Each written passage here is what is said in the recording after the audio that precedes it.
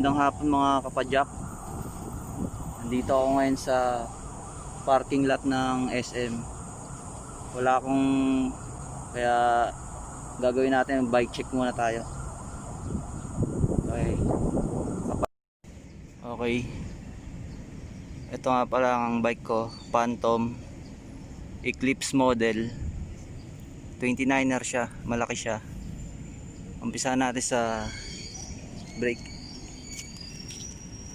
Ang brake niya Shimano Altus X-Spark, hydraulic brake siya. Itong ilaw ito hindi ito kasama, ano to binili ko na yan. Yung mga kandado na yan, dalawa kandado ko mamaya na yan. Ito hindi rin to kasama bago lang tong bili ko to binili ko na sa kapatid ko yung dati. Kaya binili ko to, mataba yung ano nito, hindi masakit sa puwet kasi bike to work din ako Masakit sa puwet yung una, mapayat. Ito okay na to, at kahit siguro mga 5 oras ka sa nagbabike, kaya pa rin, hindi naman maano yung puwet mo, hindi naman malalamog, kapal yan Tapos huwag intindihin yan, ito Phantom, puro Phantom yung ito lang Shimano X-Spark yan. Ito ano to, local lang to, papalitan ko pa to MPE Pro Wheel ang ating pedal. Tapos 9 speed siya, 9 speed, 9x3.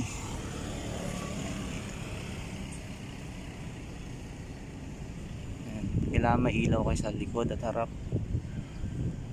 Ito lalagyan ko pa ito ng tapaludo para di matalsik sa harapan pa lang.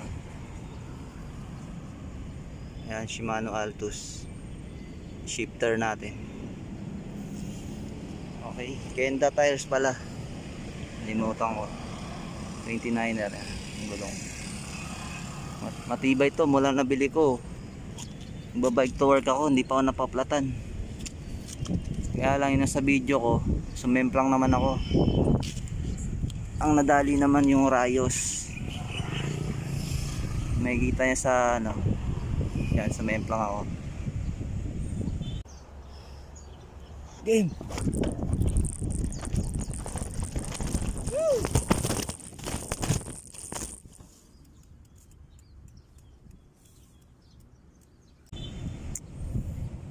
Balik ko yan inayos na lang nung nag-a-align, magaling din buti na balik pa, mahal pa naman yan,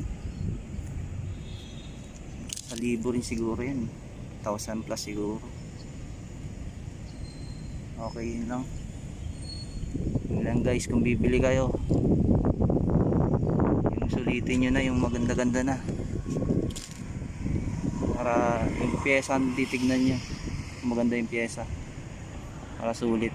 Kasi mahal ang pyesa kung isa-isahin nyo pagbili ng pyesa, ang papamahal kayo. Kailangan pagbili kayong bike, unang-una yung mga nakakabit sa kanya, mga pyesa talaga na gaya ng Shimano, okay yan, nakatipid ako dyan, tiba yan magtanong-tanong na lang kayo sa mga marunong kung ano magandang pyesa o parts sa mga bike na pang matagalan talaga. Kaya lang naman importante dyan yung upuan, kailangan di masakit sa puwet, lalo pag mag long ride kayo. Tapos yung preno, kailangan malakas, importante yan, malakas dapat ang preno mo. Yan, nakasalalay yung mo kasi bigla may overtake sa'yo, tapos may preno sa harap mo, nakabelo ka, kailangan malakas na din preno mo, delikado ka doon. Okay, so dito close ko na to. Thank you sa panonood.